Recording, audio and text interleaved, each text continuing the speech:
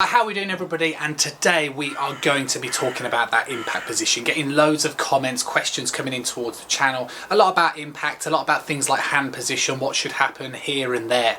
So what we're going to do is we're going to talk about the events that lead in towards impact and exactly what needs to happen at impact, and we're going to break it down so that you can understand which part of it you need to go and work on. Impact is desirable because it gives you the ability to compress the ball. It helps you hit the ball straighter as well. So I can understand why there are so many questions about impact, but what's important is that impact is going to be a reflection on the byproduct of the kind of results that lead to that point, which basically means that if you get the start of the downswing sequence incorrect, then impact isn't going to look as desirable.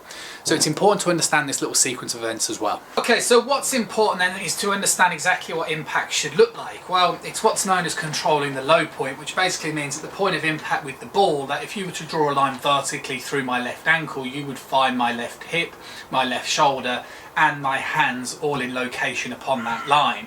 If you can get yourself into this position, that basically means you've got a really good chance every single time of being able to strike down in towards the back of the ball to get that compression, but also to stabilise the club face.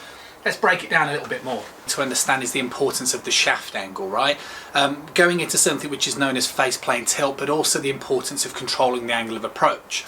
Basically, to speed up that process, what I'm kind of saying is that the importance of the shaft angle returning like so basically means it helps you strike down to compress the ball, but actually also what it does is it keeps the club face more stable coming into the hit. The problem is when the shaft is kind of returning too vertically, one, you're never going to get the compression on the back of the ball, and two, the club face is always going to be very vulnerable of pointing towards the left hand side. Now this is where a lot of questions come in terms of where the hands and where the elbow should be. So let's start talking more about this downswing position now. Obviously, for the benefit of this video, we have to make the assumption that the top of the backswing is adequate. Now what you're trying to do in the backswing is you're trying to put pressure in towards the right heel, and you're trying to create leverage, which basically means you're trying to swing the club up. If you can get the weight towards the right heel and you can swing the club up, it would also generally suggest that you're relatively centred. Basically, it just means you're in a position to start working on these sort of events that I'm going to be talking about. Now, priority number one has to happen is that we have to put pressure obviously in towards the left hand side, but we also have to trigger a hip rotation. This is really important. Going back to our low point line, if we start to talk about the hips first, obviously what we don't want to do is we don't want to create too much of a sway or a sliding motion, because as soon as that left hip surpasses that imaginary vertical line through the ankle joint, then basically the upper body's going to have to compensate and drop back. If you kind of start sliding, it's a disaster, because from a side-on perspective, if you create too much lateral movement, it basically means that you're not creating a rotational movement, which in its simplicity means basically you're not getting out of the way. You have to get out of the way. Any other side-on sport, baseball is a good analogy for this, you would be rotating to create speed, but therefore also what you're trying to do is get your lower body out of the way so you can extend your arms coming in towards the hit. Exactly the same thing needs to happen in your golf swing. Your weight is in the right heel at the top of the backswing, you'll shift into the left. From once you've created that shift into the left, now you need to trigger a rotational element to your swing. The easiest way to feel like this is that you're trying to put pressure in towards the left heel. This is really key. Putting pressure in towards the left heel and down into the ground should create flexion on the left knee. You don't want to try and rotate into a leg which is straight, because you just won't have any range of motion, and all of a sudden you're going to get stuck in your swing very early on. It's what's known as a stalling move. A stalling move just means that if I kind of try and rotate into a left leg which straightens, it can't move, so then it passes on the event to something else, which is why most golfers end up looking flicky or in an impact position which is not desirable. So what we're trying to do is we're trying to break it down. First thing that has to happen is that we have to put pressure in towards the left hand side, and we have to trigger a rotation. As you start this downswing, you're trying to keep flexion in the left knee, and you're trying to hold onto flexion for as long as you can, because it's not going to be upon impact until you can start to create a straightening on that left hand side. From a face-on perspective, the lateral move should take your hip over towards that ankle line, and then from there we should be rotating behind it. That's really important. If we can get the lower body and understand the movement there, which I think is the biggest problem with most amateur golfers, that they don't operate the lower body correctly, then we can start talking about the upper body. Okay, so what happens with the upper body? Well, what we've started to do is that we've started to create space. We're creating a rotational element, which means that we're basically moving out of the way. What now needs to happen is that, yes, we are going to be triggering an upper body rotational movement as well, right? We can't just not move the upper body because obviously we're never going to be able to hit the ball. So you have to rotate the upper body also. The problem that tends to happen with a lot of amateur golfers in this position is that basically as they start coming down, the right shoulder tends to move in this sort of direction. So basically it's not moving correctly. I'll talk about how to move it correctly in a moment. What this then means is that you're going to end up swinging what's known as above plane or over the top. So it's not a desirable position, which again means that you're going to have to release the club early so you can still collide with the ball, again leading to an incorrect or a not desirable impact position. What needs to happen, right? To some extent you need to go into what's known as an external shoulder rotation, which basically means that the right elbow needs to find its way to try and drive in front of the rib cage coming in towards the downswing. This might feel a little bit kind of unusual, but again, if you were to throw a ball or you were to try and do a baseball swing, you would generally find that you would mimic these movements naturally. In the golf swing, it's important that you do this, right? It's important that you do this for a couple of factors. One, the importance is that basically if we go back into our impact position, to be able to control the shaft angle, the right elbow needs to be located in front of the right hip. So basically at some point in the downswing, it makes sense that the right elbow needs to find its way functioning in front of the right hip coming down. That's what you want to try and do in the transition. So as soon as I come down, yes, I'm rotating my lower body out of the way, but also what needs to happen is I need to drive my right elbow in front of my right hip. What this does is now you can see instead of my right shoulder working its way around, it starts to drop more vertically downwards. This creates a shallowing, which basically means that the shaft is no longer working too vertically, it's actually starting to work more horizontally. All of a sudden, from this sort of position now, we're not a million miles away from where we need to be. The elbow is in front of the right hip. I've triggered a rotation of the lower and the upper body. Now I get a couple of questions about this. From the face-on perspective, what you'd be doing in this movement is a couple of things, right? You are going to be driving the right elbow in front of the right hip. So from the face-on perspective, you can see the way my right elbow materializes very quickly. But also we need to get the left shoulder over towards that ankle joint as well, which is where the rotational aspect comes in. What you don't want to do is you don't want to just create a complete side bend, because obviously you're going to drop behind the ball too much. And if you lose that rotational aspect, you're never going to create as much speed. So what you need to understand is that basically lower body, belt buckle starts to rotate towards the target, so does my chest. I am going to be rotating my chest, it's just that with my elbow driving this way, helps the club stay on plane.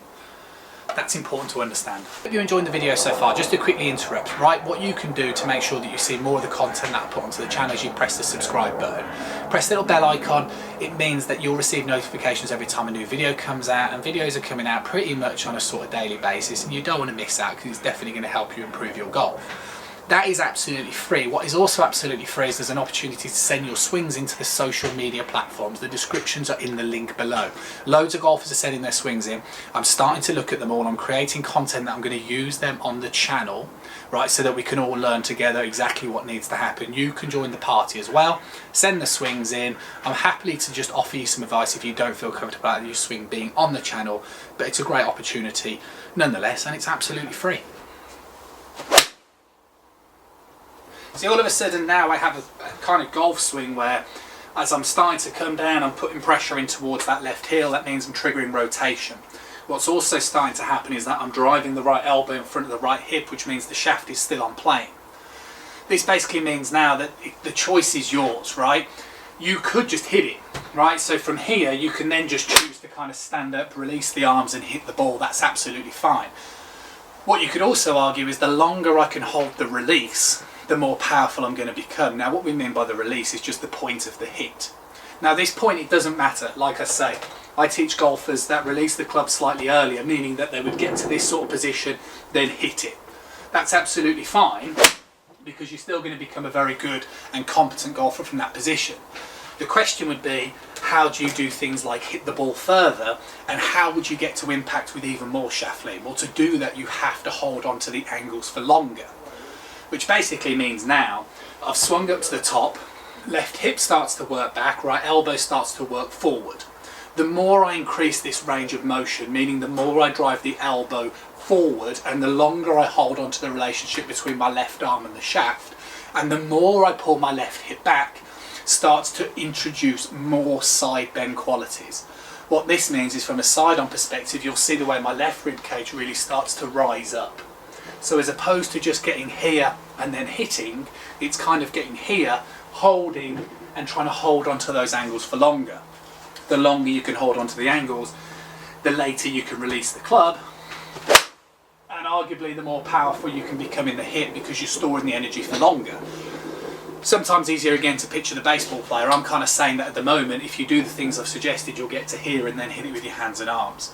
I'm also suggesting that if you want to hold it for longer, you need to increase those movements that I've just talked about, and then you can hit it later. It's hypothetically more powerful.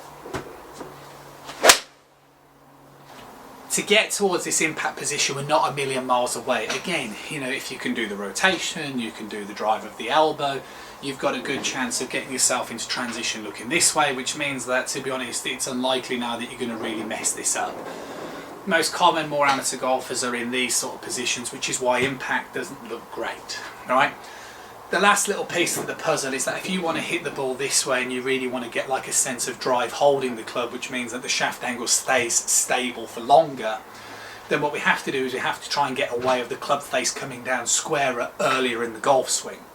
If we can get the club face coming down squarer earlier, it basically means as we're swinging the club on the arc and the club's approaching the ball, you won't need as much rotation of the face. If you don't need as much rotation of the face, it kind of gets rid of the need of so much of a release and a vulnerability of the flippiness. So what we've got so far is that even if we took the golfer who gets themselves into a good position like so, but if the face is a little bit open at this point, you're going to have to do quite a lot of rotation to get it square. This can also cause quite a lot of flippiness. Yeah, so you're not naturally just going to do a rolling release from this position. There's a good chance that you're actually going to flip it still. Like I say, even with those movements I've discussed, down a flip you'd still be good, but you're not going to be as good as maybe you want to. So the last question to kind of answer this like little video is, okay, well, how do we make impact look like this?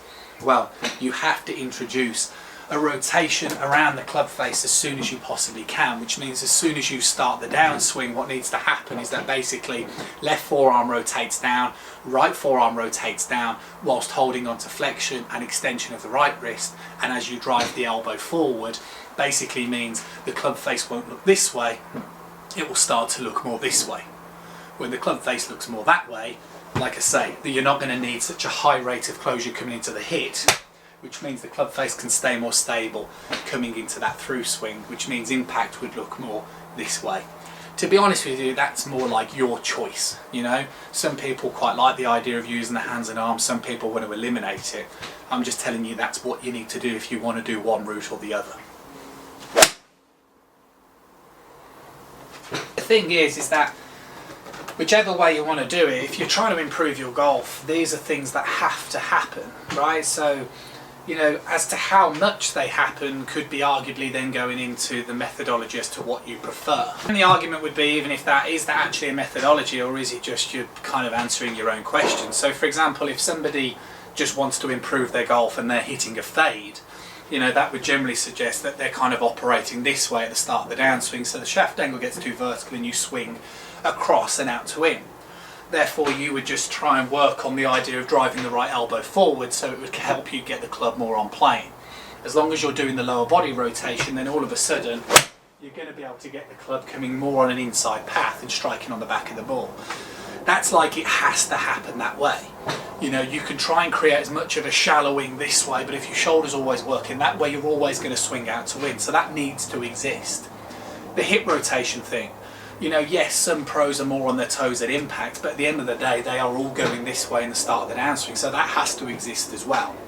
Going back to my point as to what you're choosing to do, well, it depends, you know. I'll have golfers that will come in for golf lessons and they want to learn how fast they can hit it. And if that's the case, then you would start to teach them the feelings of this, which would be the rib cage rising up more.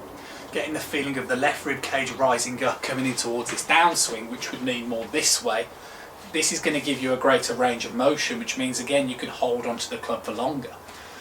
That's a preference, you know. Whatever you choose to work on is down to you, but actually fundamentally all the things I've talked about in this video have to exist at some point, and if they don't exist, this would explain your inconsistencies. People will normally say, well, you know, I want to be more accurate, I don't necessarily want more distance, but you know, it's quite a strange thing to say, because obviously one of the reasons why pros find it easier to play golf is because of how far they hit the ball. So for example, in the summer, you know, from 145, 150 yards, you generally speaking, a pro will be using something like a pitching wedge.